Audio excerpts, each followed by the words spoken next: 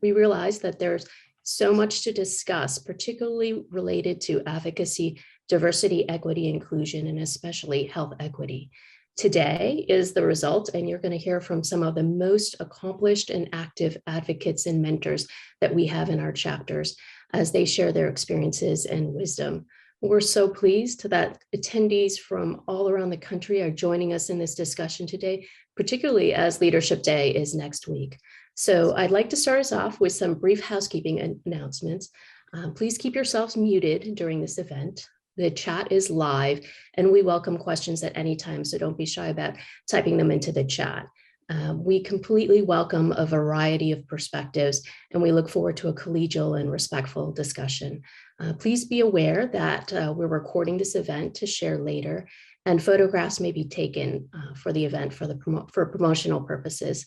Now, it's my great pleasure to introduce the always inspiring Governor Vidya Sundaresan from the Illinois chapter. Vidya. Thank you, Dr. Lynn. This event is proudly co-sponsored by 5 ACP chapters: California, Southern Region 3, Illinois, Oregon, New York, and Texas. We'd like to acknowledge the work of the planning committee that includes Dr. Roger Ketan, Governor from Texas, Susan Lee, Governor from Texas, Tammy Lynn, Governor from California, Jenny Silberger, Governor from Oregon, Marianne Parsley, immediate past governor and ACP regent from Oregon, Vidya Sundaresan, governor from Illinois, Nicole Abbott, executive director from Texas, Heather Bennett, executive director from New York, Colleen Kiku, executive director from Illinois, Mary Olhausen, executive director from Oregon, Teresa Roth, executive director from California. Now, I'd like to introduce Dr. Jenny Silberger, Governor from Oregon, to read our land acknowledgement. Thank you, Vidya. Good morning, everyone. We acknowledge and honor the land that provides a home to the communities coming together today. We are gathered virtually, but hosted in partnership from ACP chapters representing Southern California, Illinois, Oregon, New York, and Texas.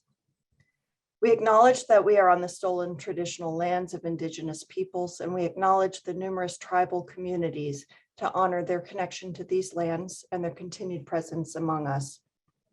Now I'd like to introduce Governor Susan Lee from the New York chapter to read a statement about diversity and inclusion. Hi, good morning, everybody. Thank you for joining. The 5 sponsoring ACP chapters of the American College of Physicians have committed to diversity and inclusion. The commitment to diversity in the profession promotes new ways of thinking, brings diversity of ideas to patient care and public health, and fosters the ability to connect, build, and strengthen relationships. Improving care for all patients and all communities is the goal. We recognize the history of racism in both the profession of medicine as well as in all of our states, and together we are working towards eliminating racism within our profession and broader community. With that in mind, we welcome our attendees to this event and encourage you all to join us in welcoming the diversity represented here today. And we want to remind all of you that you all belong here. With that, I will let Dr. Roger Ketan from the great state of Texas introduce our moderator, Dr. Omar Atiq. As you will probably see in a few minutes, Dr. Atiq's credentials are going to appear on the screen, but he is amazing. He's currently the professor of medicine, otolaryngology, head and neck surgery at the University of Arkansas of Medical Sciences in Little Rock, Arkansas. He's the president-elect for our national ACP and is the immediate past chair of our Health and Public Policy Committee. He's a member of our Global Engagement Committee, as well as our member of the Board of Regents. We are very fortunate to have him expertly mentor and moderate our session today. Before we turn it to Dr. Atiq for the rest of the session, I also we as a group want to do a special tribute to one of our most well-respected and accomplished advocates in Washington, DC, or anywhere. He has 43 years of experience of advocating for the American College of Physicians. His name's Bob Doherty, Senior Vice President Emeritus and Special Advisor to the Chief Advocacy Officer of the American College of Physicians. And it's an honor to have our current Board of Regents Chair and Master Advocate herself, Dr. Sue Bornstein, with us to say a few words about Bob. Dr. Bornstein, as some of you may know, has been with the ACP a very long time. I think combined, we may have over 75 years of experience here. And Dr. Bornstein works on the Texas Patient Medical Home, but she was a practicing internist and a very dear friend to all of us here at the ACP. Dr. Bornstein. Thank you, Dr. Caton, Dr. Lynn, and the rest of the planning committee. Thank you for asking me to do something that makes me feel good. So it is indeed an honor and a pleasure to celebrate Bob Doherty and his illustrious and lengthy career at the American College of Physicians. Bob has been a passionate student of healthcare policy since his undergrad days at American University. Bob went to work for the American Society of Internal Medicine out of college and really never looked back. He was instrumental in the merger of the American Society of Internal Medicine and ACP in 1998. I think we can all agree that Bob's knowledge of healthcare policy is truly encyclopedic. He's been the driving force in countless ACP policy initiatives, including the passage of the Affordable Care Act and the repeal of the Sustainable Growth Rate. Now, I've been involved in policy development at ACP for about 10 years, and in that relatively short period of time, so you figure that's about a quarter of Bob's tenure, here are some of the major, and I only say the major policy issues Bob has spearheaded for the college: climate change, LGBTQ health equity, gender pay equity, women's health, prevention and treatment of substance use disorder, addressing social determinants of health, reducing firearm injury and death, reducing prescription drug prices, strengthening behavioral health services in the new vision papers, and declaring ACP to be an anti-racist organization. And again, that is really a small fraction of what he has done. And if you notice, there is a theme that runs through these, and that is equity. I don't think you could really look at any of these policies and say that there's not an equity focus. Bob is a proud son of Irish immigrants to the US and speaks fondly of his youth in Woodside, Queens, New York, where he worked along his father at Doherty's bar. And during those days, those years, Bob also saw firsthand the discrimination that the Irish and other immigrant groups experienced. I don't think there's any doubt that these early experiences helped fuel his passion for lifting up the disenfranchised. And this passion is evident in everything Bob does. He exhorts us to think how every policy we develop will affect those less fortunate in our society. And his sense of justice and fairness is unerring. And all of us that know Bob know that Bob lives life on a big scale. He is a big personality with a deep baritone voice, and we know when he's in the room. Bob loves to travel and spend time with his beloved family, his wife, Liz, his daughters, Kara and Caitlin, his son, Brendan, his mom, and his sisters. And did I mention that Bob loves baseball? Oh, yes. Bob is a lifelong Mets fan, which you know means perpetual heartbreak, but he also loves the Washington Nats. He loves hockey too. The Capitals are a favorite. And in keeping with his Irish heritage, Bob does love a good limerick and a good beer. And I think St. Patrick's is probably his favorite holiday. And maybe because he's so devoted to sports, Bob is a great team player. He has served under 4 ACP CEOs.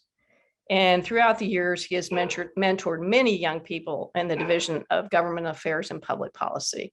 And all would hold Bob in very high regard. In 2015, on the occasion of the ACP Centennial, Dr. Charles Bryant wrote an article in The Lancet celebrating internal medicine and ACP. He wrote, "In many ways, internal medicine has served as the conscience for the medical profession at large." And I would submit to you that ACP then is the conscience of American healthcare. And Bob has had a very significant role. Bob is a prolific writer, most of you know. In one of his blog posts, he wrote, "ACP advocacy and physician advocacy is about the art and science of guiding or influencing government policy for the betterment of patients, physicians, and the public. It is not about engaging in partisan politics. Rather, we seek to guide and influence public policy for the benefit of patients, the public, and the medical profession without regard to the partisan affiliation of the stakeholder office holder." And when people suggest, which they do frequently, that ACP should, quote, stay out of politics, unquote, Bob responds that if we stay out of politics in policy discussions, we deprive ourselves of the ability to influence policy to benefit our patients and our profession. And in the same blog post, Bob quotes the Greek philosopher Pericles. What you leave behind is not what is engraved in stone monuments, but what is woven into the lives of others. Bob concludes by saying, by engaging in advocacy through the political process, ACP hopes to leave behind a legacy of making others' lives better. This, Bob Doherty, is your legacy. To quote the musical Wicked, because we knew you, we have been changed for good. Thank you and Godspeed. Well, thank you, Sue and Roger, for the very kind introduction and for honoring me. As you know, it's hard for me to believe my retirement is less than 3 months from now. I will have to say I am a big sports fan. I'm a big Washington Capitals fan. I was at the game last night where we got eliminated in the first round of the playoffs. So I'm still processing that right now. But I do want to make a few remarks about my legacy and what I have learned and gained from ACP and what we have all accomplished together. And some of my comments, the Board of Governors and Board of Regents heard a few weeks ago, I am internal medicine 2022, but I do want to reprise some of them. ACP is a place where I've been able to act on my passion for social justice and equity. Among our shared achievements that I'm most proud of is the Affordable Care Act, which Sue mentioned. People I don't think really understand the impact that has happened. It extended coverage to millions and millions of people, tried to protect patient protections for almost all of us, and is just having record enrollment right now. I am proud of our leadership in advocating for fair and compassionate immigration policies, being the son of an Irish immigrant. I'm very proud of what we accomplished together in putting forward our new vision for healthcare in early 2020, which was so prescient, I think, in identifying the problems in the U.S. healthcare and what we need to do better, things that we have seen a focus on during the pandemic.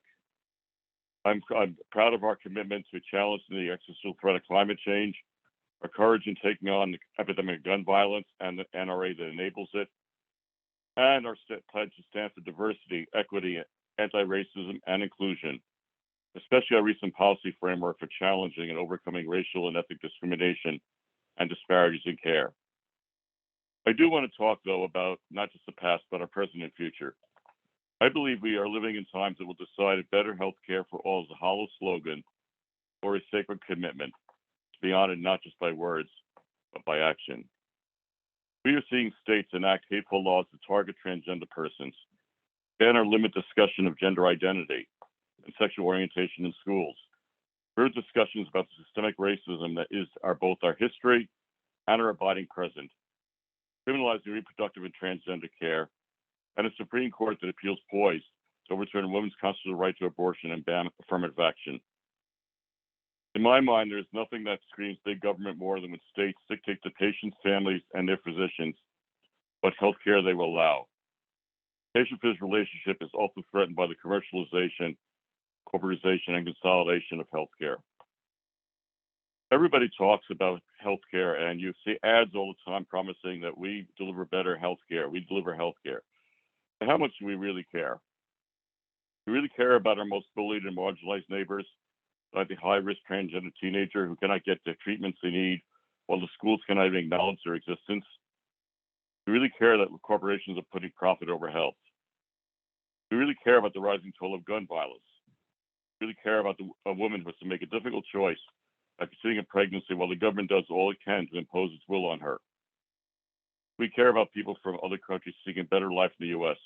who face mistreatment and discrimination. I'd say too many of us don't care.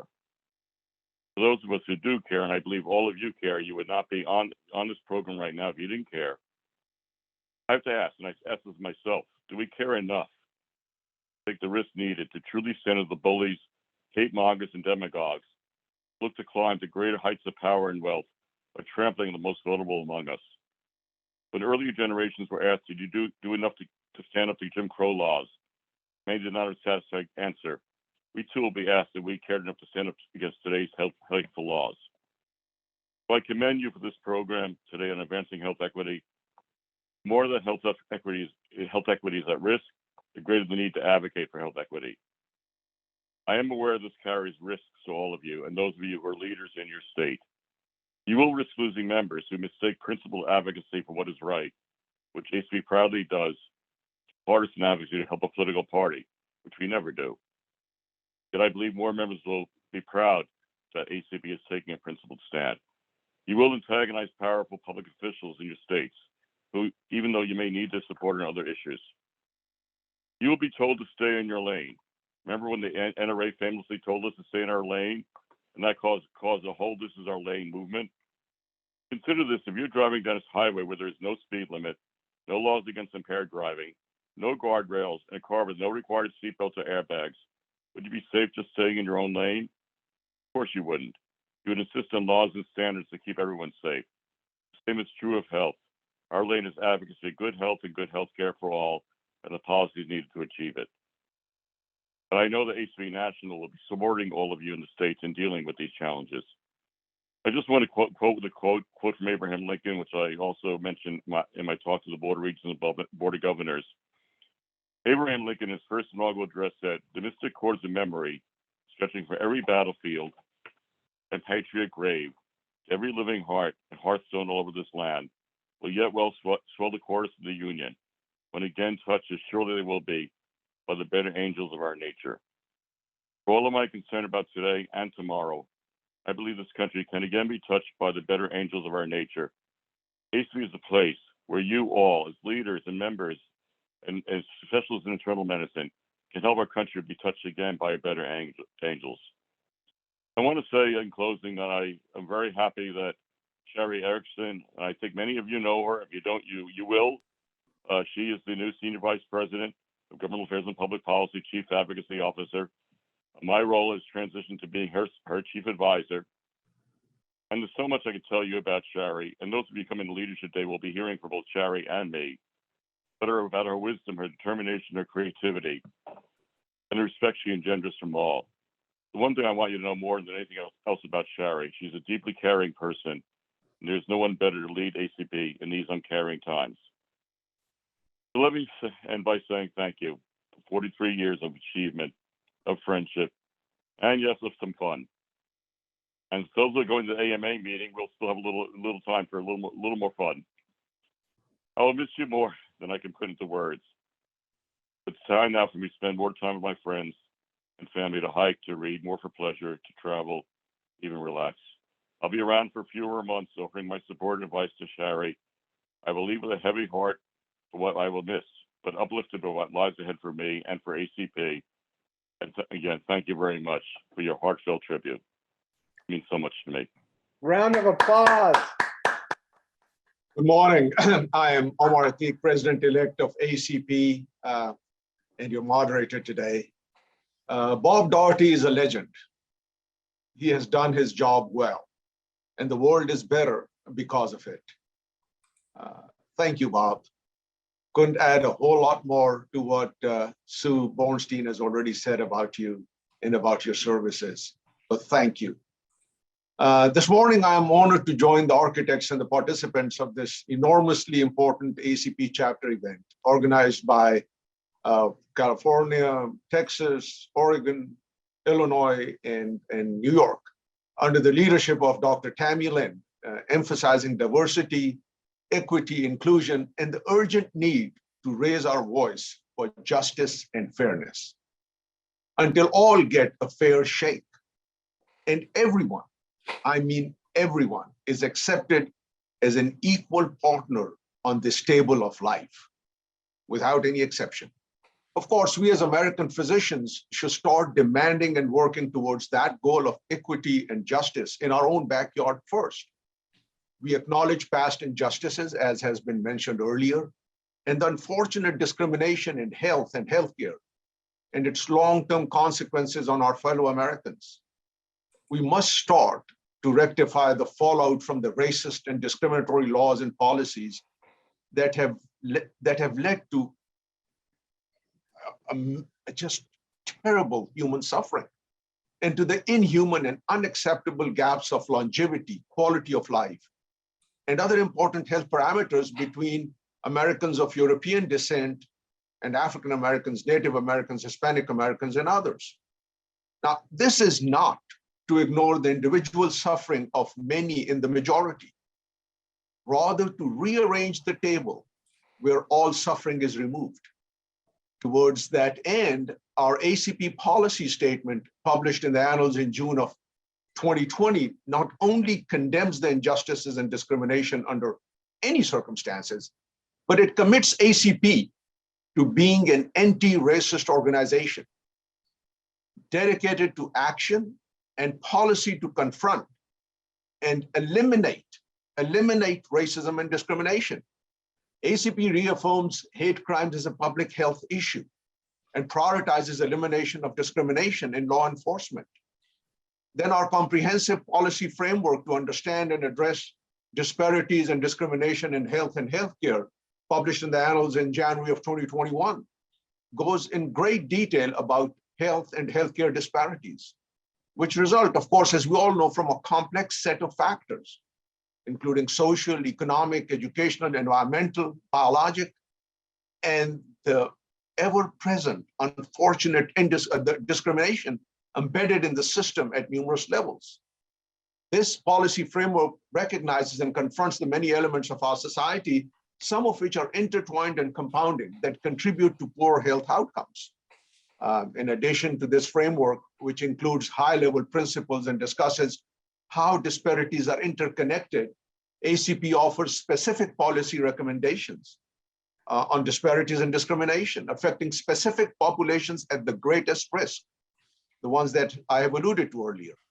And then the discrimination in education and the workforce, and those in criminal justice practices and policies. And of course, we do that in 3 companion policy papers. Bob had a lot to do with it. He was really the force behind these policy papers. The ACP, of course, along with the governance, ACP believes that a cross-cutting approach that identifies and offers solutions to the various aspects of society contributing to poor health is essential to achieving its goal of good healthcare for all and poor healthcare for none. I must mention that in that ACP policy paper, 3 of the 17 overarching recommendations relate directly to all of us today here as physicians. It asks us to acknowledge and address implicit bias towards patients different from us. And I use the word different in the widest and the broadest sense possible. It's to acknowledge and address the implicit bias towards patients different from us, lays emphasis on being patient-focused and culturally appropriate to create a trusted system. That's our job. And to create a welcoming atmosphere for our minority colleagues. And in some instances, those minority colleagues may be from what is considered majority. So the bottom line is, we have to be cognizant, intentional, and non-discriminatory in all situations, all the time. We really have to model the truth we seek others to emulate. So at this point, I am going to go over the program quickly with you. As you all know from the agenda, we have a keynote address, which would last about 15 minutes. Then we have a panel discussion where each of the 5 panelists would have 8 minutes to give their views. And following that, the entire time would be for questions and answers. One thing that I would like to emphasize to all the participants is this. This is safe space. There will be no judgment, just curiosity and camaraderie. So moving on to the keynote speaker, Dr. David Hilden. David received his MD from University of Minnesota Medical School in Minneapolis. He completed internal medicine residency at the Hahnemann County Medical Center in Minneapolis as well, and received his MPH from the University of Minnesota School of Public Health. Dr. Hilden is a professor of medicine at the University of Minnesota Medical School and staff physician at the Hahnemann Healthcare System. Additionally, he serves as the ACP, as Vice Chair of the Health and Public Policy Committee, and had a lot to do with the papers that I alluded to earlier during his previous term. He's governor of the Minnesota ACP chapter. He's going to talk about impact of words. What is equity? Why it matters? And how can it be addressed in advocacy? David? Thank you, Dr. Atiq. It's a pleasure to be with you all. I want to just say that it's been a treat for me, a privilege, in fact, to get to know Dr. Atiq working on the National HPPC meeting. He is truly a gem of an internist and an inspiration to me. So Omar, thank you for that. I want to thank the Planning Committee, the 5 governors from Illinois, Southern California, Texas, New York, and Oregon for inviting me here today, and to the executive directors of those chapters who have done such a fantastic job putting this meeting together. I've been asked to talk about the intersection of advocacy and equity. And so I'm going to do that under the rubric of the impact of words. Next slide, please.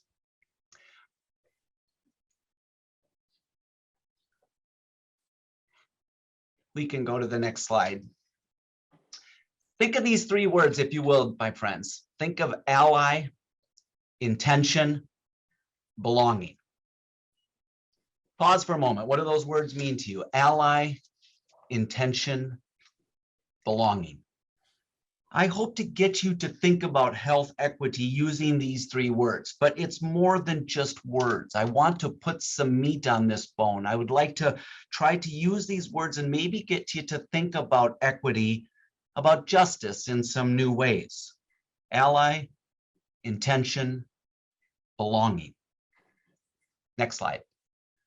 So this is a legitimate question. Why is a white guy giving this talk? Why am I here? Why, I've asked this question myself, and I think you might be asking that question. Why am I giving this talk?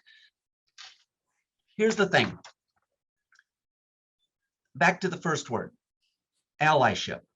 I think often, what does it mean for those of us who are in the role of an ally?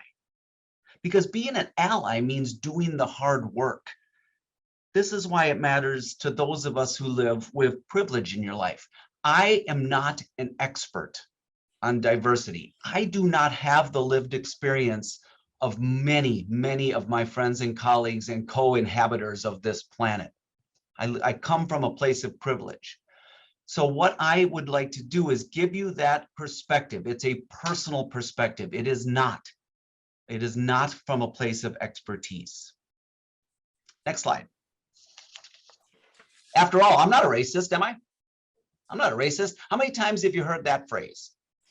I am not a racist is something that I think we need to get beyond. Because am I?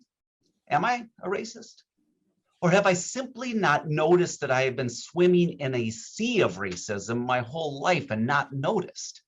This is far more about what is, it means so much more than what is in your heart. This is so much more about overt acts of racism. Those are awful and need to be condemned wherever we see them. True, but it is so much more about that. What we need to know is that the fact of systemic racism exists. We live in a sea of it. And what I have learned is to be an ally is that I'm gonna make mistakes.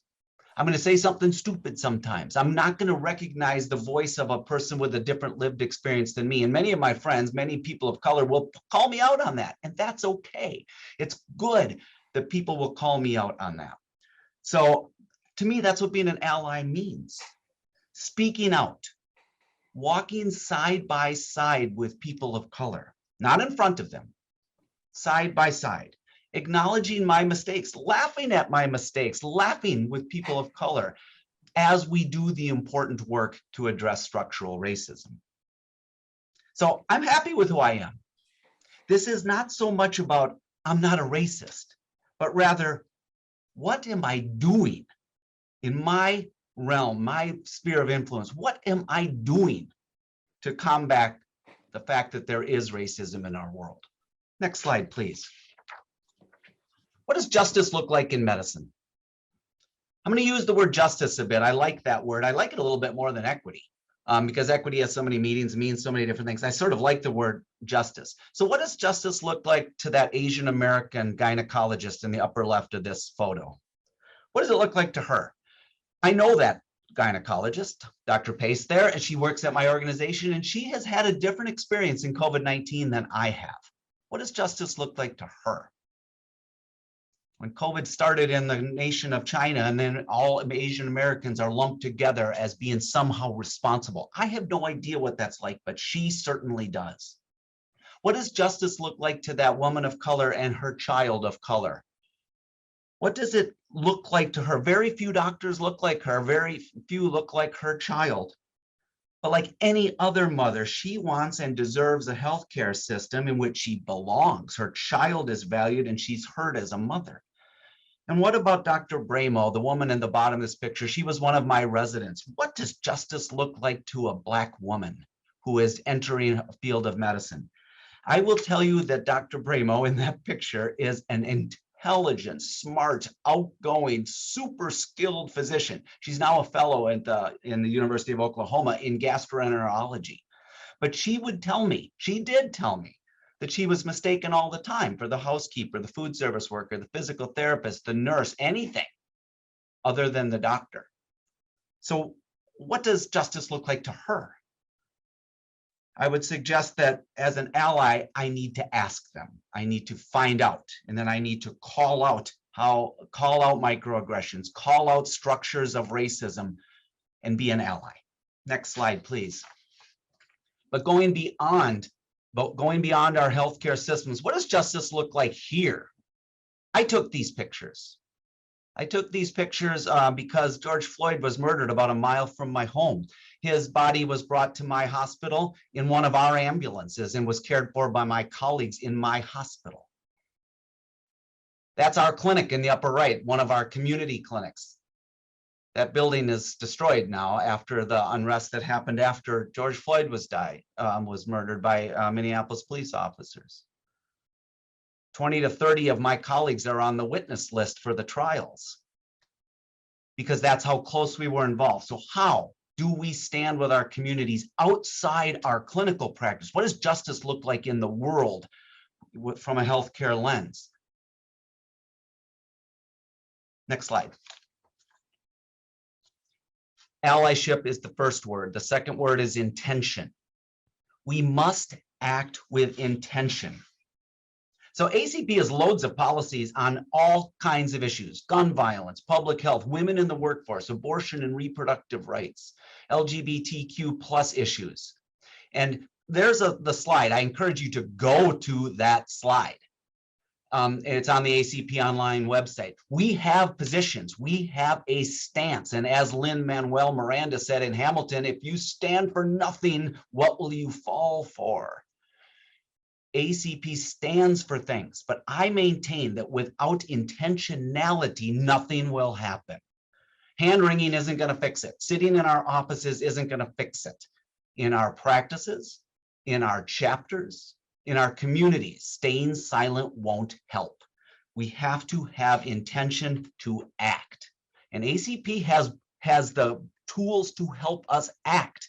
But if we don't think about it and do it, it ain't gonna happen. Next slide, please.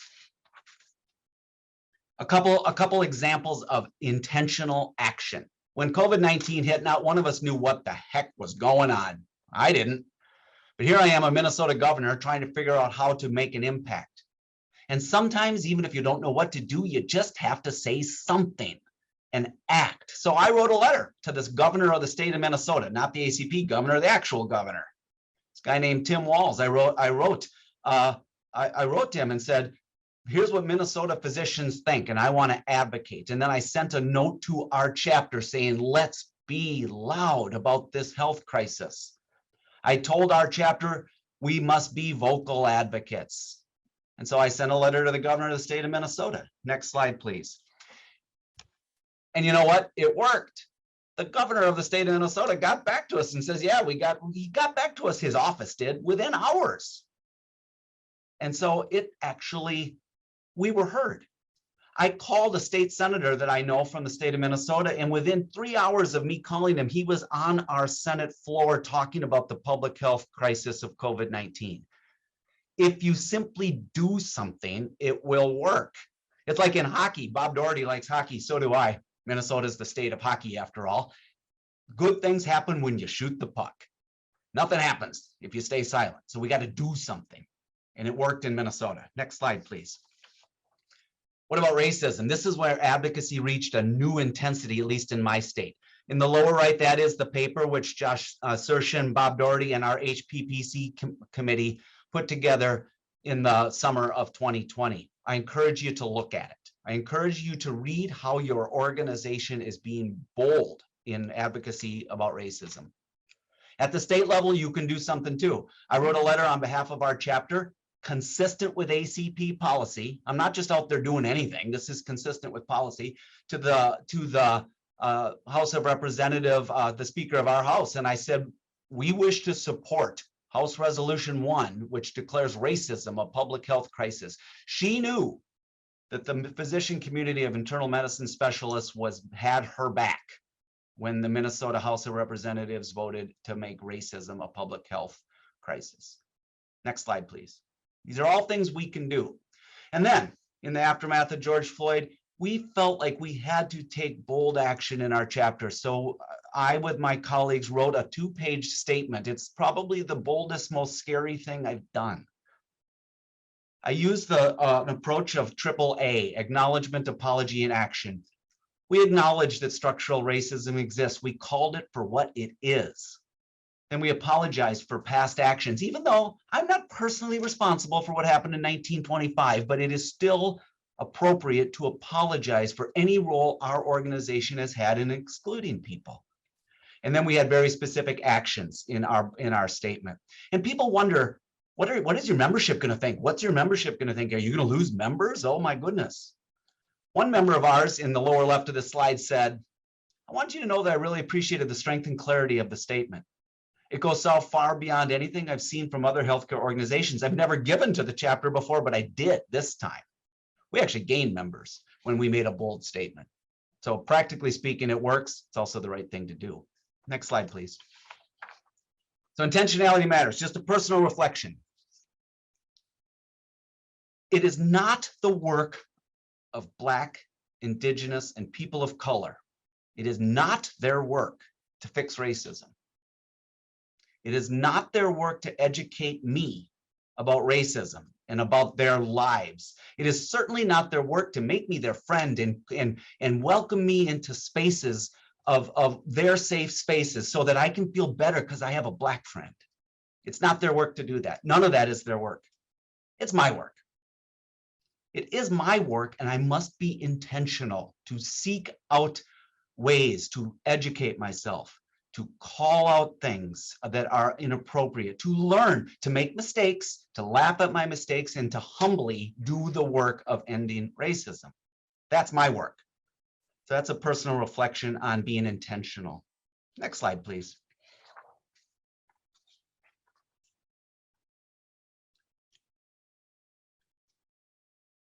So allyship, intentionality. The third word is belonging. We need to work towards a place where everyone belongs. I believe this is the end game. It's the end zone. It's the goal. It's the holy grail. I want to live in a world where everybody belongs and knows they belong and feels they belong, and we are not there. My colleagues and friends from the BIPOC community tell me I don't always feel like I belong. And that's interesting to me because I had to learn that in the last few years. I'm a white guy. I'm a doctor. I'm relatively affluent. I'm straight, Protestant, you name it. I haven't lived in a place where I didn't feel like I belonged. And it is my job to realize that not everybody has that privilege. So what can we do? A couple of examples. In that top picture, that is our congresswoman from Minnesota. Maybe many of you have heard of her. I'm in her district. That's Ilhan Omar. She delivered her babies at my hospital. We have a program at my hospital for Black mothers. They get a gift bag. They get a gift bag with lotions and hair care products when they deliver their babies that are appropriate for Black women. I was clueless about this, but Black women might have different preferences for their personal care products. They got a gift bag that acknowledges that. One little teeny thing to say, you belong here. In the lower right is our Black Men with Stethoscopes event. We had 80 young Black men ages 12 to 18 in our clinic setting where they watched a panel of Black men, physicians in white coats. They got to see cool stuff in our simulation lab. They got to fill a cavity in a dentistry thing. They got to deliver a baby from a mannequin, and they saw it all being led by Black men and women. We have a Black Women with Stethoscopes event that's happened as well. And we've got events planned for Native people, Latinos, and it's a great event. And they were told, they were all asked to speak in unison. I look like a doctor. Most of them had never seen a Black man as a doctor. So this is something we can do, a place where you belong. In the lower left is the Lieutenant Governor of the state of Minnesota. She's a Native woman. We're really working on that community as well. Next slide, please. I took this picture in Washington, and I can't wait to be out there again. My plane leaves in about 20 hours, Bob Doherty, and I will be out there for Leadership Day. Of all the forms of inequality, injustice in healthcare is the most shocking and inhumane. And I'll have to expand on Dr. King's words. Next slide. I'm going to close. Advocacy. Why does this matter? Why does it even matter? Well, I say that being an ally and acting with intention leads to belonging for all people. Being an ally and acting with intention leads to belonging for all people. Next slide, please. This is a plug for me that I want to just talk to you about. I was a radio talk show host for 13 years. Yeah, I do a lot of weird things. But my radio show ended, but I now have a podcast. It's called Healthy Matters. The website is right there. I ask you to listen to it, but listen specifically to episode 8, where I talked to this woman, Dr. Necka Cederstrom, who is a genius. She's one of 4 or 5 or 8 PhDs in clinical ethics, and she's our health equity officer. When I say 4 or 5 Black women nationwide, she is the bomb. She's great. She tells me all the time what I need to know, and I have learned more from this woman than almost anybody. Listen to this episode, if you would, about an essential conversation on race, racism in the healthcare system. It's at healthymatters.org. Next slide, please. I'm going to close. I'm going to say thank you. Again, that's a plug of me doing the podcast because, that's, selfish promotion. But give it a listen if you would. It's been a privilege to talk to you. And again, these are my personal reflections. And I just want to say that it's exciting work. It's challenging work. It's sometimes hard work, but we shouldn't be despondent. We should walk side by side with our BIPOC friends and colleagues. If you're white, and if you are a Black, Indigenous, or person of color, thank you for walking side by side with me as we learn how to combat racism. And I really want to live in a world where everybody feels like they belong, not just guys like me, everybody. A world where we all belong. So I look forward to the panelist discussions that's coming up. I look forward to learning and having this conversation with you. Thank you for inviting me, 5 governors and executive directors. And it's been a pleasure to talk to you today. Thank you. Thank you. Thank you so much, David. One of my privileges in ACP has been coming around people like David and everybody else on this event today. It's made my life so much richer and so much better, and I'm eternally grateful for that. We'll move on to our panel discussion. We have 5 panelists. Each one of them would talk for about 8 minutes, would give their views, and then we'll go to question and answers. Our first panelist is Dr. Moro Salifu. He received his MD from Duku Eylül University Medical School in Izmir, Turkey.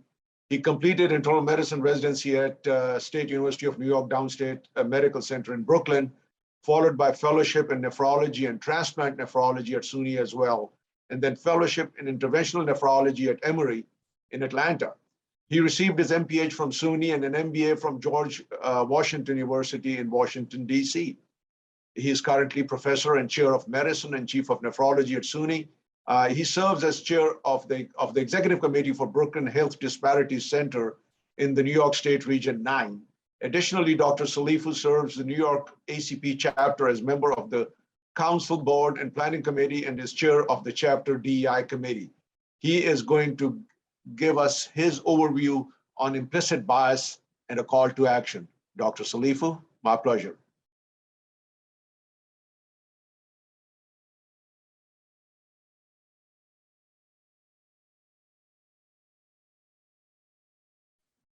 Is Dr. Salifu on?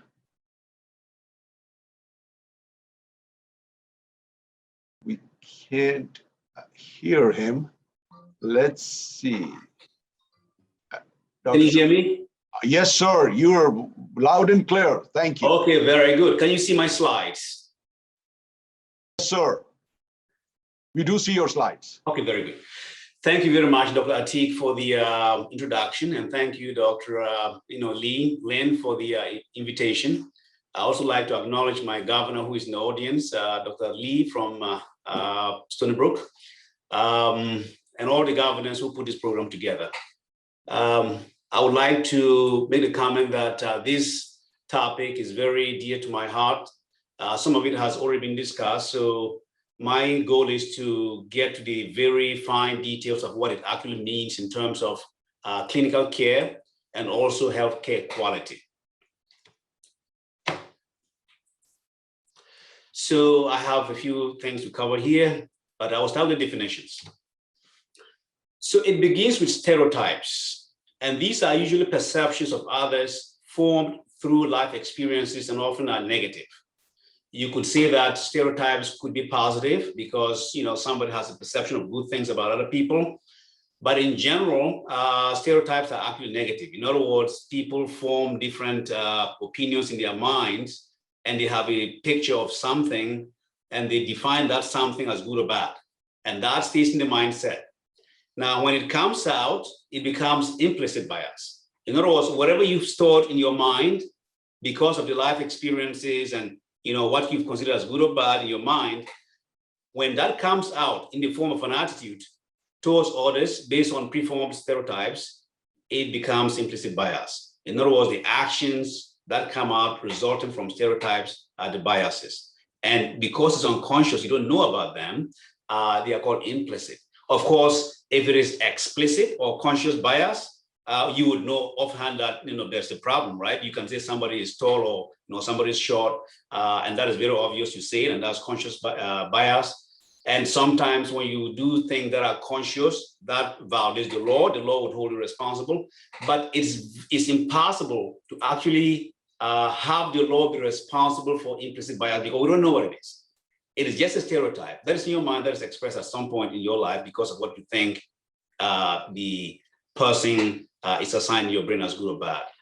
So therefore, implicit biases are negative attitudes that can affect clinical encounters and therefore can affect quality of care. And that is the crux of this presentation, how implicit bias actually affects the quality of care. And this is how it does it. This is the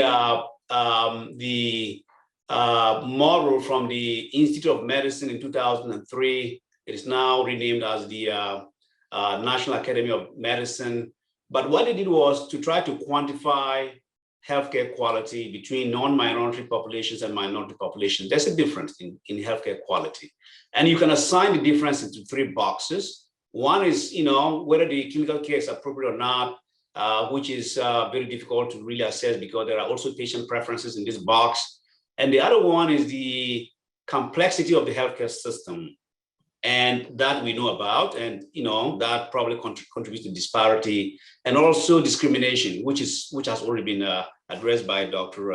Hilden in his talk. This discrimination comes in the forms of biases, stereotypes, and uncertainty in healthcare. Now, in terms of health disparity, the definition really is within the healthcare system and discrimination. That is what really accounts for healthcare disparity, not what patient preferences typically are, even though, patient preference could be due to other reasons, for instance, mistrust of the healthcare system and all the other small little details. But the disparity actually lies within the ecology of the healthcare system and also in discrimination. So I'm going to give you some few clinical examples. minority, and I'm using this, terminology broadly to mean, age, gender, race, sex, anything that has to do with differences between people's characteristics.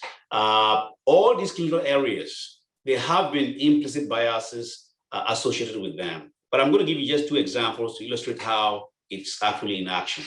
So this is an example. This is the effect of race and sex on physicians' recommendations for cardiac cath. This was done in 2000 or 1999. Very interesting experiment. 4 women, 2 black, 2 whites.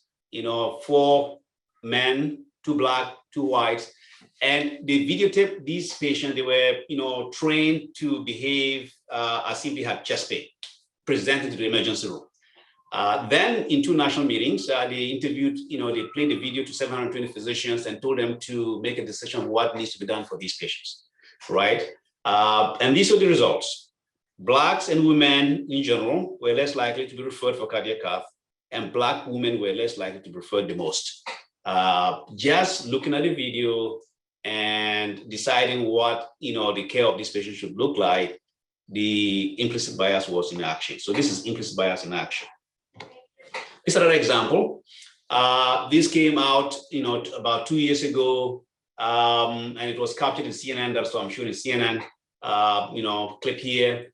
It said Black newborns more likely to die when looked after by white doctors. This was a very large study. 1.8 million babies were studied, and the results show that Black women, Black newborn babies in the US are more likely to survive childbirth if they are cared for by Black doctors, but 3 times more likely than white babies to die when looked after by white doctors. So again, this is implicit bias in action. So the question is why? Why? Because I don't think that there is a problem with the doctor. The doctor doesn't, deliver the baby or refer the patient to the cardiac cath with the intention of harming this baby. I don't think that is the case. There is no way I would believe that the doctor who took care of these patients and is white actually intended for the baby's outcome to be negative. But what is in the mindset may have affected what choices were made for these babies, right? That is the implicit bias that we are trying to define and trying to see how appropriate culturally we can design care to match these populations, age, gender, race, to make sure that we don't have implicit biases. So there is a historical context which has already been discussed. I just wanted to outline some of the very major legislations. Some of them, were more than 100 years that actually created segregation and discrimination. They were more negative in the beginning. These are like federal laws or, state laws that created really bad problems in terms of creating these stereotypes in people. This is another example of the redlining in 1929 housing crisis that really led to segregation of communities that is now permanent in American society. These red zones couldn't get mortgages, student loans, credit cards, insurances, and that became permanent for more than 100 years. So there's another area here, the mistrust issues. This is the great Dr. Marion Sims in 1846, who tried to do surgery in African-American women because he thought, without anesthesia, because he thought that they didn't feel much pain. This is also the Tuskegee syphilis study that also brought in a lot of mistrust in the medical system. Henrietta Lacks immoral cell lines also created the same mistrust system within the healthcare system. So all these issues create, stereotypes. These issues lead to stereotypes, and that is what causes the implicit biases. So if you put it into context, this is what happens. You have delayed wealth accumulation in this minority population, especially in the African-American population, because the history is much, much more robust and documented in that population than the others. So I'm using that as an example. And then there is this persistently segregated and poor neighborhoods, right? So that leads to others thinking about, who are you and what do you do and all that stuff. So that leads to bias and stereotype issues, mistrust issues. That leads to a huge psychosocial trauma, poor social determinants of health, and high risk of comorbidities in these communities. And that is then how people actually see each other, as good or bad in terms of perceptions. So what do we do? For the doctors, we have to, or the medical community, we have to really make sure that implicit bias is very much known. Awareness is very important. There are actually some training programs that can, and healthcare systems can actually make sure they are, providers can actually know about this issue and begin to address them. Cultural competency or awareness or sensitivities are also part of these training programs. Patient education and empowerment is very important. We have to really promote consistency and equity of care through use of evidence-based guidelines. If we go with what the literature says to take care of patients, we're likely not to go wrong, right? But if we go, by what we think of what the person may have, we're likely to go wrong. Support the use of interpretation services. Not everyone is linguistically competent, and we have to provide those resources to make sure that we're reaching out to everyone in the healthcare setting. We can increase proportion of underrepresented minorities. This is what our Brooklyn Health Disparity is actually spending a lot of the federal money doing. We are training a lot of pipeline students from high school to college students and junior faculty members and postdocs to be able to get into the health sciences and be able to participate in this discussion. For patients, I think they have to be aware of potential for implicit bias and be trained when the opportunity arises through brochures and all those things. We have to make improvements in the following areas. Health literacy is very important. Health information is very important. How we actually craft information to be able to be consumed by patients in a way that they can actually understand 8th grade language. You go to a doctor's office, you see brochures, you have to be a PhD sometimes to understand what they're saying. And we expect patients to actually, who are not literate, to be able to get that information and digest the information. And we have to provide enough health services and advocacy, like what Dr. Hilden has already mentioned. Advocacy is so important in making sure that all these issues are addressed. So in the 8 minutes that I had, I didn't think I could go more than this. This topic is so broad, but the summary of it all is that implicit bias negatively impacts healthcare quality. Therefore, it's not possible to attain a high quality health system without addressing implicit bias and health inequities. They are really intertwined. You cannot get the quality without the equity, and you cannot get the equity without the implicit bias issues addressed. So I hope that I've been able to change your minds on how to think about this, and hopefully we can have more discussions at the end. Thank you. Thank you so much, Dr. Salifu. This has been a wonderful talk. It just reminds me, the implicit bias that we have reminds me of a quote from somebody who lived close to where Dr. Salifu went to medical school, Rumi, who said, your task is not to seek for love, but merely to seek and find all the barriers within yourself that you have built against it. And I think that is a way of looking at implicit bias. We don't need to look, we need to look for the barriers. We need to look for that implicit bias. But thank you so much. This was so wonderful. We're going to move on and go to Dr. Kelsi Manley. She received her MD from University of Arizona College of Medicine in Phoenix. She completed internal medicine residency as a chief here at Oregon Health and Sciences University in Portland, Oregon. She's assistant professor of medicine, Division of Hospital Medicine at Oregon Health and Sciences University.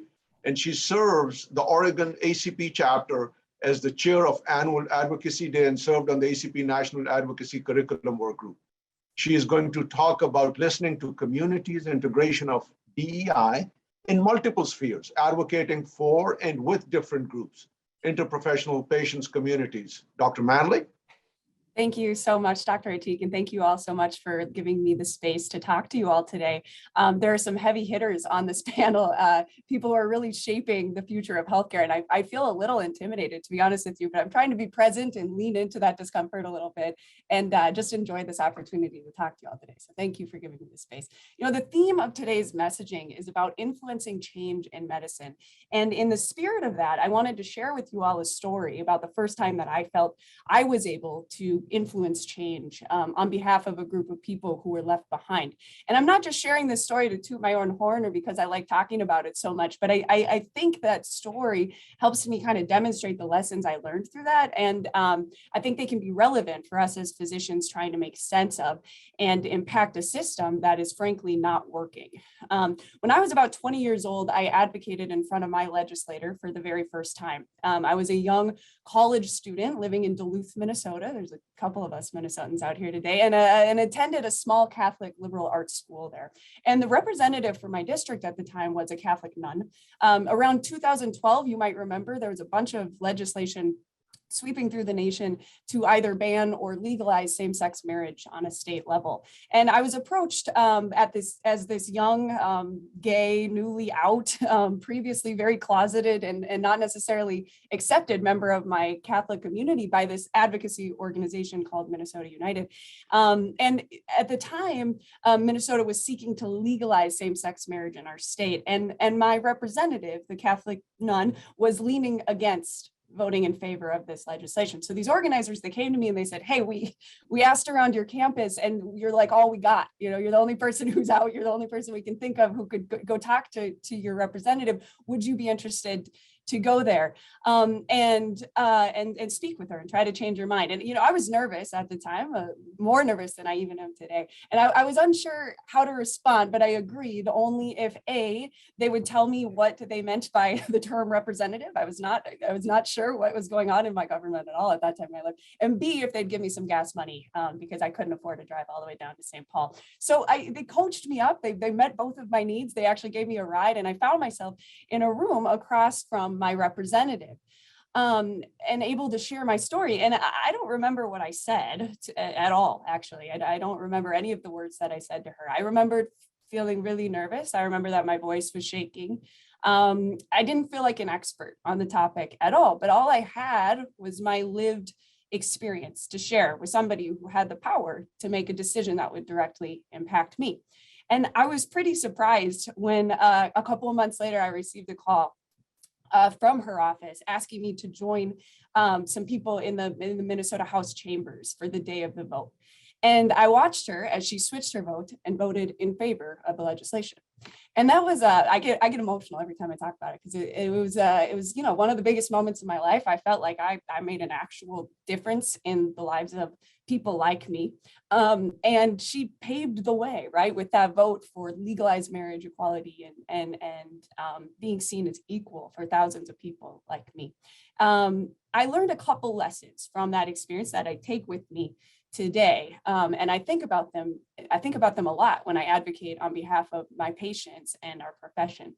The first lesson, number one, is that our stories, the stories of the patients and the communities we serve, are incredibly powerful. Like I said, I was not an expert in marriage policy or statistics thereof, but I had a story to tell. And as physicians, you know, we're given the privilege of hearing the full breadth of the human condition by the nature of our jobs. We're given access into some of the most gut-wrenching rooms with some of the strongest and most resilient human beings in our patients. And we know more than anyone who is making our laws right now or creating our systems, what it feels like to sit across from someone who is sick because of a system that has not been designed to serve them. Those stories deserve to be brought to life.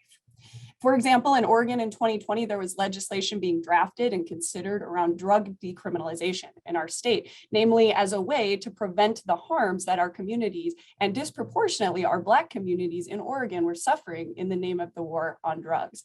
And I was an early advocate in this movement and in this space, and I knew that I wanted to pitch this to well-respected, sturdy institutions that have power in our legislature, like ACP. So I did my research. I knew my facts. I was committed to evidence and reason, as we are as physicians. But I started every conversation with every stakeholder in every room with the story of a real human being who has suffered unthinkable harms as a result of the incarceration practices going on in our state at the time. And I know that that story, more than any stat I threw their way, stuck with the people that I tried to convince of this legislation. And we have to amplify the voices of the people who this legislation and this system really affects.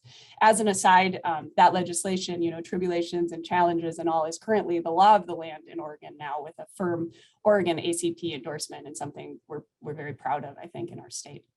That brings me to the second lesson I want to share with you from my story in Minnesota, and that's that when given opportunities and resources, like I was given in 2012, gas money, coaching, sponsorship, a seat at the table, people with even limited agency, like I had at the time, can be agents for remarkable change. So I ask the people in this room today, think of the work you're doing to create change right now. Who's at the table with you? Who are you bringing along for the ride? Is there a way to sponsor a young student or somebody, an interested patient, somebody who's directly impacted by these policies? Can you give them a seat at the table? That advocacy group took a chance on bringing me along for the ride. And here I am, 10 years later, still doing this work. And I don't know that I would be if I wouldn't have had that experience in my formative years. So think about who you're bringing along for this ride. Advocacy work is so wonderful, and it shouldn't be siloed. It shouldn't be siloed from the people who it really affects. During our annual Oregon ACP Advocacy Day, for which I'm the chair, we really try to bring this idea to life as well. We focus on first-time advocates. We get students in from across disciplines, nursing students, physicians, and we try to build confidence and grant access to these spaces that people are often kind of kicked out of. You gotta start somewhere, right? So bring people along for the ride. And I think that was a lesson that really stuck with me. So to wrap up here, I just want to bring you back to that day in 2012. Come back there with me for a second, when I was sitting in the Minnesota chambers and waiting to hear the fate of my rights in the state I call home. And all of a sudden, I heard this roar of voices outside the chamber from everybody who was not invited inside, like the one that like I had been so lucky to have been brought inside. And this roar was so loud, they had to actually pause the vote. And everyone inside who had been granted access became silent. And we listened to the people outside. And you could hear this unified chorus of voices so loud, all singing, all we are saying is give love a chance. It's a take on the Beatles, song, Give Peace a Chance, that was sang in the 60s and 70s during the civil rights movement. And it made us all be quiet and listen to the people who were not in that space. So if nothing else from the last 8 minutes that I've had here with you today, I hope that visual and that thought of a chorus of voices will stick with you in some way, the way it's stuck with me. We as clinicians and healers can be a chorus of voices if we work together this way. And we can be a very powerful force if we remember to include everyone's voices when we sing that tune, especially those who are often left outside the room. It's very hard to ignore a chorus of voices like that. And our decision makers have to listen when we let ourselves get a little bit loud. So I'll leave you with that today. And Dr. Atiq, thank you so much for moderating us. And thank you all for the opportunity to speak. Wow, thank you so much, Dr. Manley. I could almost cry with joy and pride. Such powerful and inspiring words. Thank you for doing what you're doing and what you have done. So grateful. ACP and our medicine is so much better because of people like you. Thank you, and continue doing that. We looking forward to many, many more events and changes that you and others like you would bring to our healthcare system and to our country. Well, moving on, I now have the pleasure of introducing Dr. Cynthia Jumper, who received her MD from Texas Tech University Health Sciences Center in Lubbock, Texas. She completed her internal medicine residency at the same center, followed by a fellowship in pulmonary critical care at Baylor College of Medicine in Houston. She received her MPH from University of Texas Health Sciences Center of Public Health in Houston, Texas. Dr. Jumper is a professor of medicine at Texas Tech, where she's also serving as Vice President of Governmental Relations and Managed Care. Additionally, she's president of the Texas ACP chapter. She is going to move things along, advocating for an issue, how to move things through professional societies, organizations, institutions, and communities. Dr. Jumper, it's all yours. Hello from the state of Texas. You're probably surprised we have any advocacy for health in the state of Texas by watching the news, but we do. And being a lifelong educator, I first want to tell you the lessons I want to get across before I tell you the story. And following Dr. Manley, I don't think I will do quite as well as she did. You're an inspiration to all of us. But when Roger Keaton asked me to give this talk, at first I said, I don't think so. I said, it's not my area of expertise. You know, ask me about ventilator management, ask me about pulmonary physiology, and I'm your girl. But to talk about this, I wasn't as comfortable. And I went to talk to my vice president of diversity, who is a transgender woman. And about the time she got her hands from around my throat, when I told her I wasn't for sure I wanted to do this, she said, if not you, then who? She said, I can't be on every talk. I can't be on every committee. I can't do this. We can't do this by ourselves without our allies. You've heard a lot about an ally, so I won't go into that, but it's very important. If us allies don't scoot over and give people seats at the table, we'll never get there. One of the books I always enjoyed reading was Lean In by Sheryl Sandberg. And when you got to someplace in her book, she said, after you read this, go and buy 10 more copies and give it to your male friends. And I did that. And then I called and made sure my male friends read it, because they had to scoot over to give me a seat at that table. I think somebody said, if there's not room at the table, bring a folding chair. Well, that was me. I got into this. So then I told Roger, okay, I'll do it. Well, I'm fortunate to be at a university that's got a law school, and our law school just won a national advocacy award of something. So I went to talk to my attorney friends about advocacy. And they gave me some important things. They said, make sure in advocacy that you know your audience. And they gave the example that one of them had actually argued the case at the Supreme Court. They knew 4 were going to vote yes, and they knew that 4 were going to vote no. So their whole audience was that one swing vote. And they had to tailor their entire message to that one person. So if you're there preaching to the choir, you're not needed. If you're there preaching to the group that's never going to change their mind, it's not needed. So know your audience. And when you know your audience, you're going to know which phrases will get you shut down quickly. In Texas, I can't say critical race theory if I want to talk about anything, but I can talk about history. I can talk about what happened.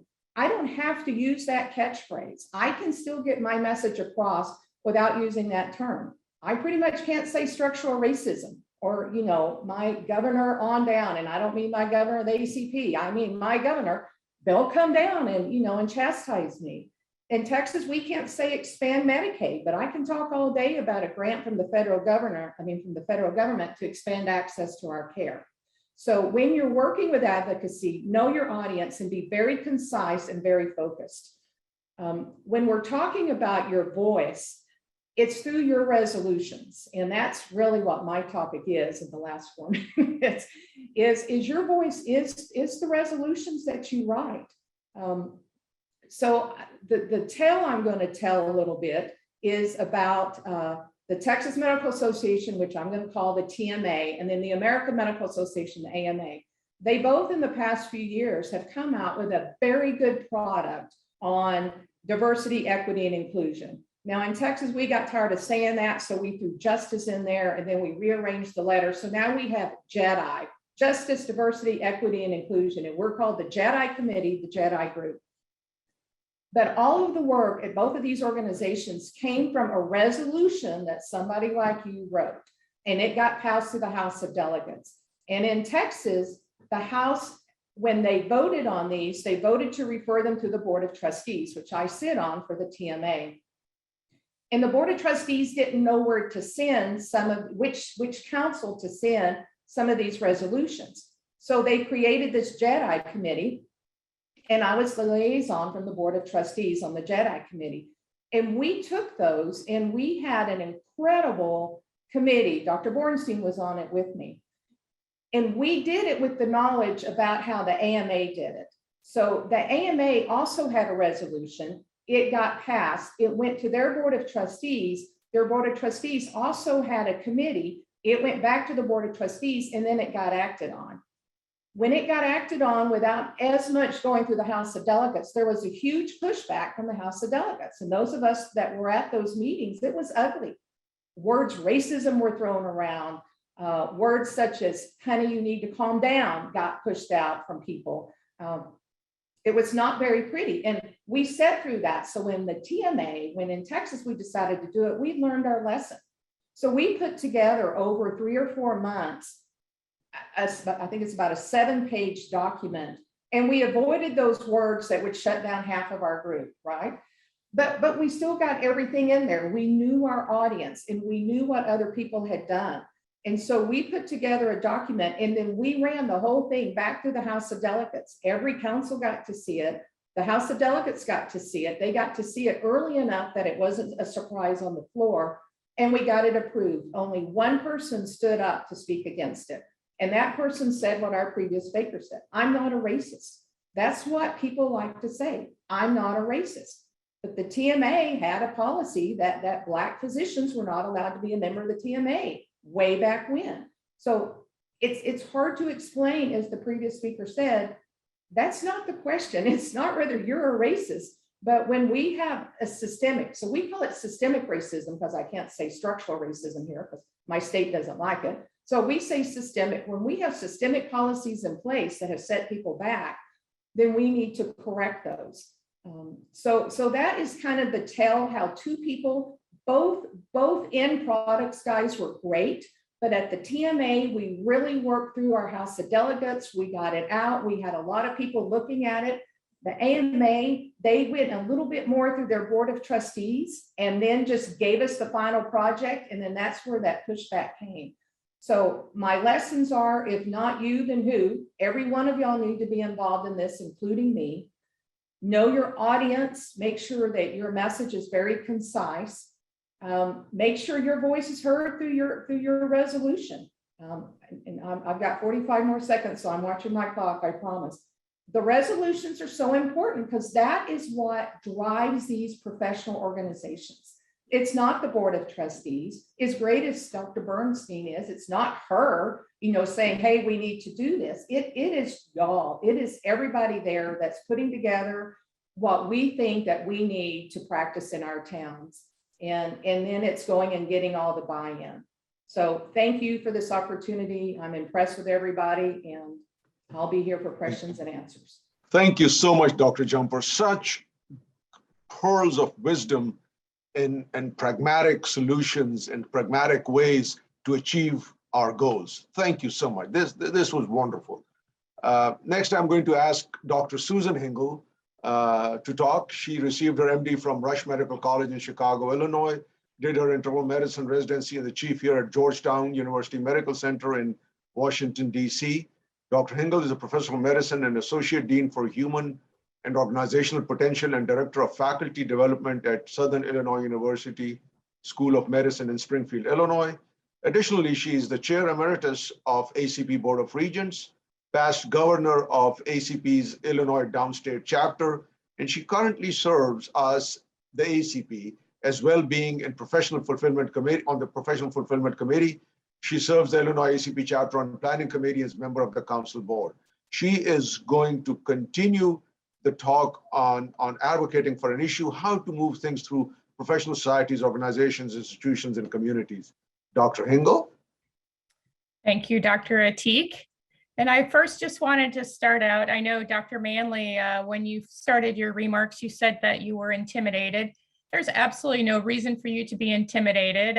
You were inspiring, and I am very proud to have you in the ACP and working on these important initiatives. And I can tell you, after hearing you speak, my imposter fairy has shown up.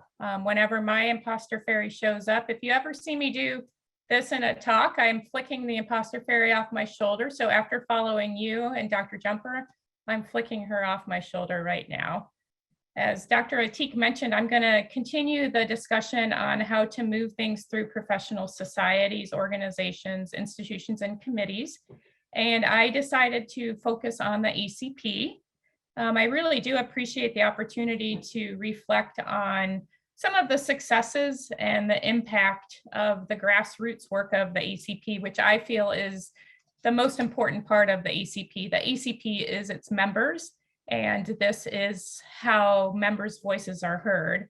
So I'm hoping that through the reflection on some of the incredible successes the grassroots has brought to the college, it will inspire you all to keep those roots growing. So I'm going to ask for the next slide, please.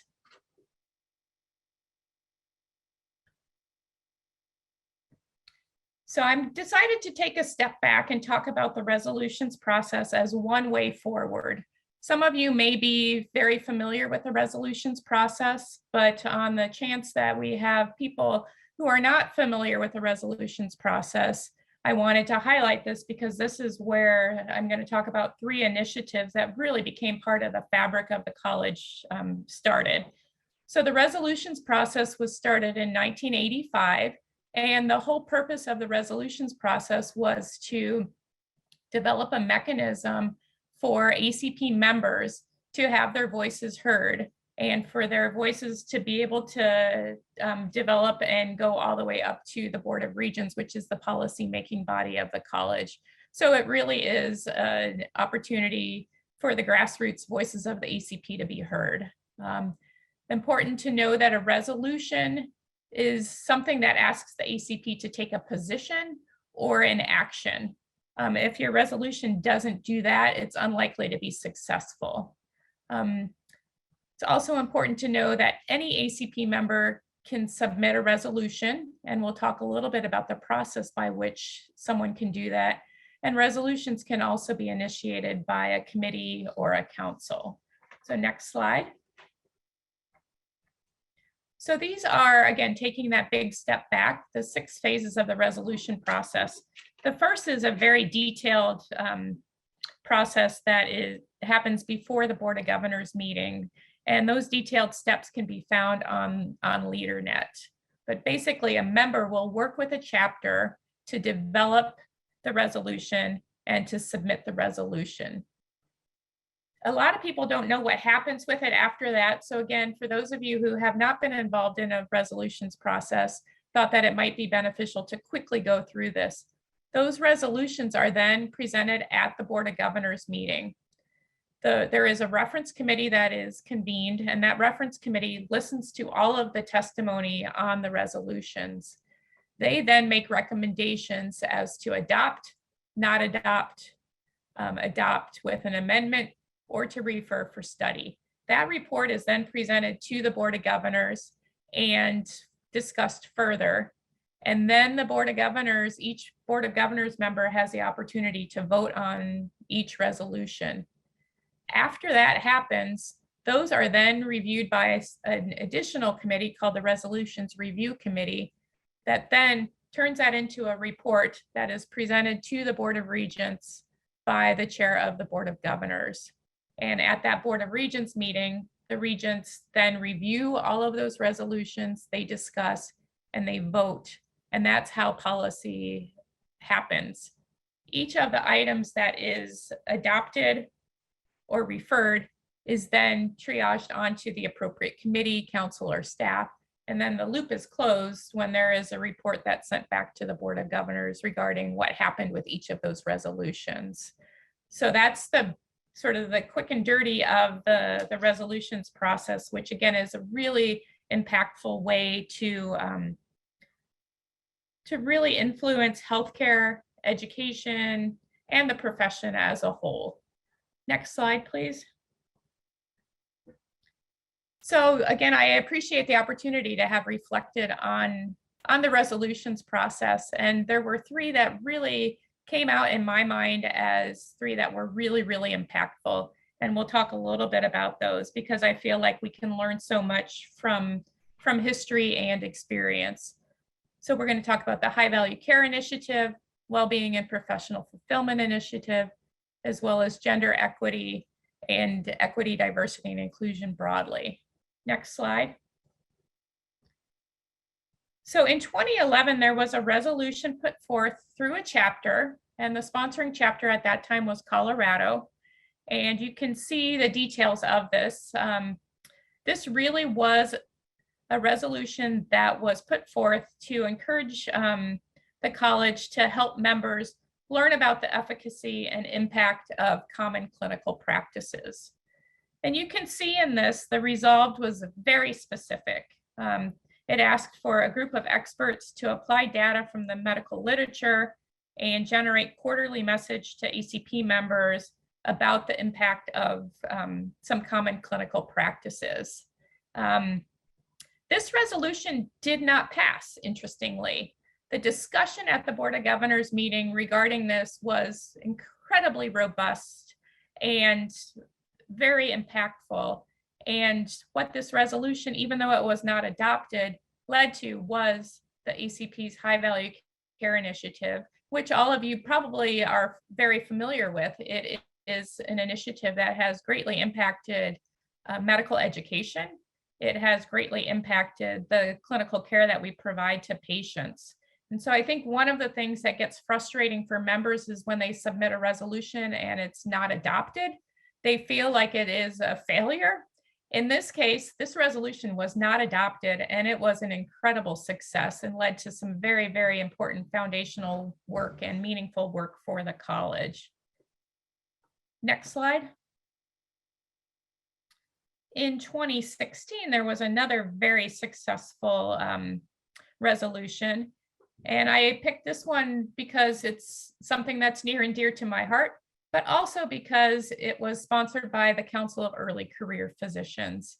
I feel like sometimes people who are early in their careers feel like their voices are not important. And it is the exact opposite of that. As the future of the profession of medicine, your voices are incredibly important and impactful. And that was demonstrated in this resolution from the Council of Early Career Physicians that asked for the ACP to develop an infrastructure to support expansion and sustainability of wellness initiatives for physicians and physicians in training, and that the ACP become a leading voice in addressing these areas. And this led to some incredibly important work. The sustainable infrastructure that was created was an innovative well-being champions program. Some of you may be some of those well-being champions. It led to a well-being committee. It led to integration. This, I think, was one of the most important things in how this resolution was worded. It wanted to develop infrastructure to support expansion and sustainability. And this work led to integration of well-being into the ACP's goals and into the ACP's core values. The ACP was asked to become a leading voice and has a seat at the table in many, many important areas, including the National Academy of Medicine and a 10-organization collaborative called WELL. And this is all because of this resolution from the Council of Early Career Physicians. Next slide. And then the third that I wanted to talk about was also in 2016. And this resolution, I think, was very foundational in what today is about and what everyone else has been talking about. And it started out very, very focused.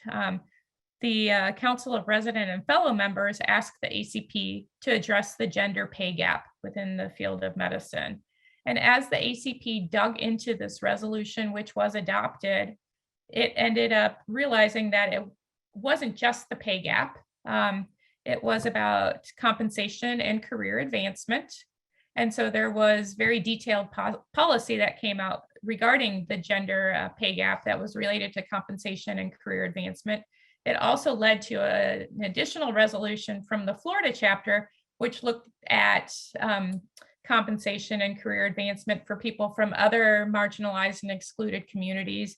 And this really, really started some foundational efforts related to integration of equity, diversity, and inclusion into all of the work of the ACP, including its goals and core values. And so to me, this resolution shows, and I think some of the other ones, how a little spark can lead to really a wildfire, huge, huge impact. So next slide. So a couple of important lessons Grassroots concerns drive important work of the college. Your voices are incredibly important, and I hope that you all recognize how important your voices are. Work with the ACP staff and leadership as you draft your resolutions so that you can turn something that may be very focused into something that really becomes a much larger initiative. So along those lines, think both small, focused, as well as big and broad at the same time. And next slide, which I believe is my last slide. I think it's easy to get discouraged, frustrated, and to want to disengage. However, I think it's important to recognize that it's one of my favorite quotes by Margaret Mead: "Never doubt that a small group of thoughtful, committed citizens can change the world. Indeed, it's the only thing that ever has." And again, I hope these 3 examples demonstrated that to you. Number 2, when you do nothing, you feel overwhelmed and powerless. And that's the worst thing that you can do, because then nothing changes. But when you get involved, you feel a sense of hope and accomplishment that comes from knowing you are working to make things better. A phenomenal quote by Maya Angelou. And I am hoping that these examples, as well as the inspiration shared by Dr. Manley and Dr. Jumper, have restored some hope and inspired you to become an active participant and advocate, because I truly believe that together we can make the profession better for our patients, for our learners, and for each other. Thank you. Thank you so much, Dr. Hingle. You have brought the ACP process of making ideas reality in such a succinct and remarkable manner, and examples of how even an apparent defeat, is really, that's not a word I want to use, can really become a success. So it's not really what happens immediately, but what happens in the long term, and you mentioned that. Thank you so much. With your leadership, we're all better off. Thank you for this beautiful talk. Now we'll move on to Dr. Daniel Anderson. Dr. Anderson received his MD from University of Arkansas School of Medicine in Little Rock, Arkansas. He completed his internal medicine residency, followed by a fellowship in gastroenterology in the Naval Regional Medical Center in San Diego, California. Dr. Anderson is a retired physician from South California Permanente Medical Group and serves as a volunteer clinical professor of medicine at the University of California in San Diego. He's also the chair of the California Colorectal Cancer Coalition and serves the California Region 3 ACP chapter on the Governor's Council. He is going to continue with this thought process of advocating on local, state, and national levels and building successful coalitions. Dr. Anderson? All right, thank you very much, the Planning Committee, for inviting me to speak on this topic. As mentioned, I'm a member of Dr. Tammy Lynn's California Region 3, and I participated in the ACP Governor's Lobby Day for the past 17 years. I have a special interest in colorectal cancer. Next slide, please. I'll be discussing a policy issue that required 6 years to solve and required numerous partners like ACP. In 2016, a medical director of one of San Diego's federally qualified health centers asked for my help in making colorectal cancer screening part of California's Medicaid managed care quality measures so that his insured patients, most of whom were covered by the California Medicaid insurance, could increase their colorectal cancer screening rate. California's Medicaid insures about 1/3 of all California's insured population, so it's a massive program. We knew that when insurance companies we knew that when insurance companies were required to report colorectal cancer screening, they would become partners in helping clinics increase their screening rates. We'd seen that happen with Kaiser Permanente when Kaiser Health Plan was required to report colorectal cancer screening in its Medicare and commercially insured patients. We were able rapidly to increase our colorectal cancer screening to 80% and achieve the Medicare 5-star rating. Most of his federally qualified patients were insured by Medicaid, and he wanted the insurance companies covering his patients to be involved in increasing his clinic's screening rate. We found out that California's Medicaid Managed Care Division had considered but rejected colorectal cancer screening as a quality measure in 2016, just when he brought this up. This division did have an advisory group, and so we recruited the American Cancer Society, the California Dialogue on Cancer, and we all joined the advisory group that met 4 times a year. Of interest, most of these governmental advisory groups, anyone can join. They wanted public input. By 2019, we had navigated the system and colorectal cancer screening was nominated for addition to their quality measures. But we had a new governor, Governor Newsom, and he wanted to use the national CMS Medicaid adult set of quality measures. Of course, colorectal cancer screening was not on this CMS quality set. It had been considered and rejected in 2019. Next slide. We really needed colorectal cancer screening measured in the Medicaid population. When last measured, it was only 19%. Our federally qualified health centers needed help in raising their screening rates, which were only 46%, much lower than California's other screening rates. And the only disparity in California's colorectal cancer percent of late stage diagnosis, a good surrogate for screening rates, was due to insurance status and also probably economic status. Having Medicaid insurance was like having no insurance at all as far as colorectal cancer screening was concerned. Next slide. As you can see, this large difference in late stage diagnosis was not seen in groups defined by race, age, or sex. So I think it's important when you're talking about disparities to make sure you have a good measure to find out where the disparity was. We were surprised that our main disparity had to do with insurance status and having no insurance at all. So we then found out that CMS Medicaid, next slide, I'm sorry. We then found out that CMS Medicaid used a consulting firm to obtain recommendations for additions and removals of quality measures to its adult quality core set of measures.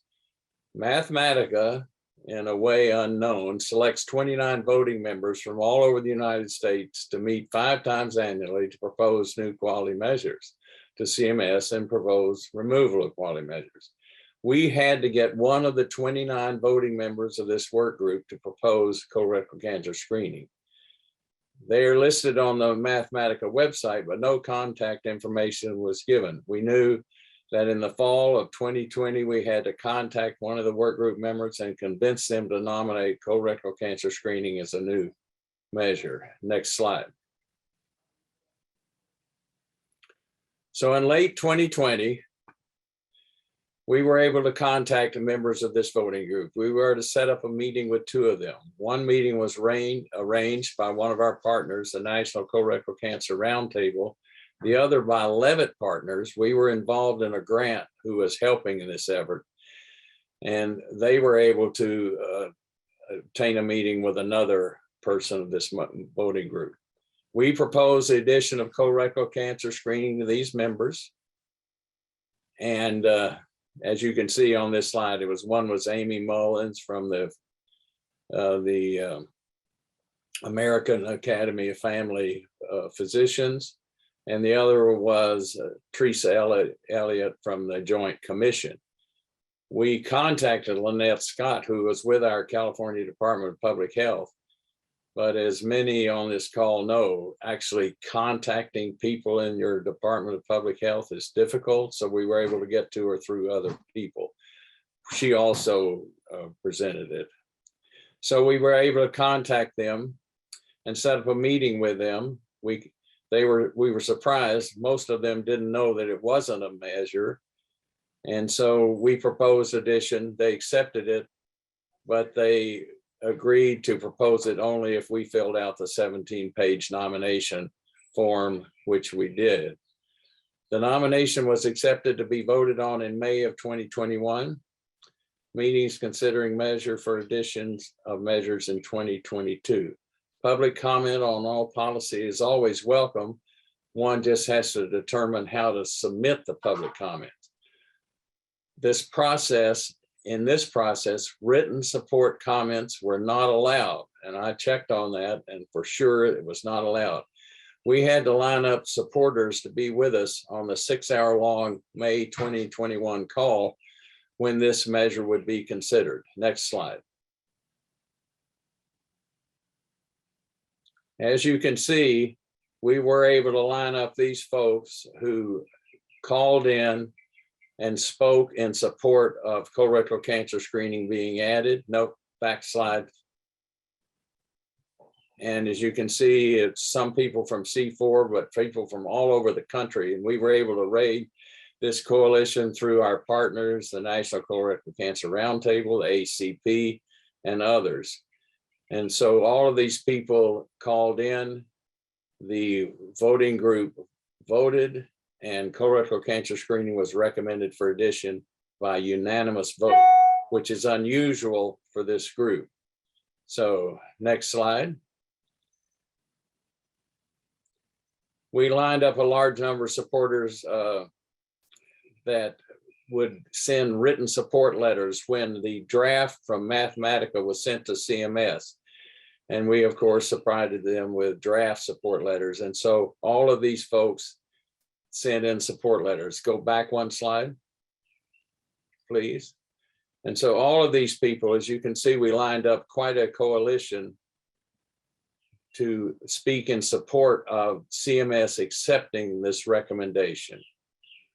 And so next slide. CMS did accept the recommendation. CMS Medicaid core quality measure set now contains colorectal cancer screening. And it's also in California Medi-Cal, which is our Medicaid quality measure. And it's receiving special attention this year as a disparity measure in 2022. And it will become one of HEDIS's quality measures in 2022. And this effort required many partners over several years. And that's a lesson I learned.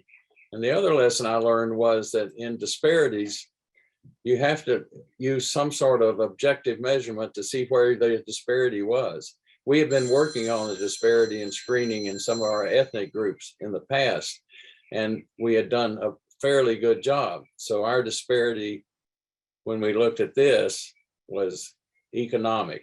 It was having the Medicaid insurance or being uninsured. So those were the important things. We used, when we wrote those proposals, we were able to turn that into an article, which I've given the link on this slide that you see here. So next slide. I want to thank ACP for letting me present this story, and I hope the story resonates with you, that it sometimes takes years and you have to line up a whole lot of people. Then when working with the government, public support is always welcome, and you just make sure you can give a venue to give the public support. Thank you.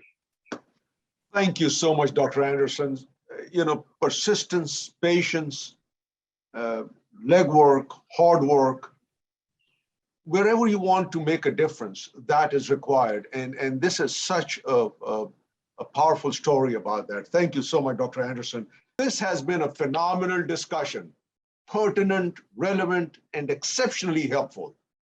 Please join me in a big round of applause for the creators and organizers of this event under the leadership of Dr. Tammy Lynn, the speaker, the panelists, and all the participants. But this was a truly insightful and inspiring morning. I'm grateful to be included. From here, we march on.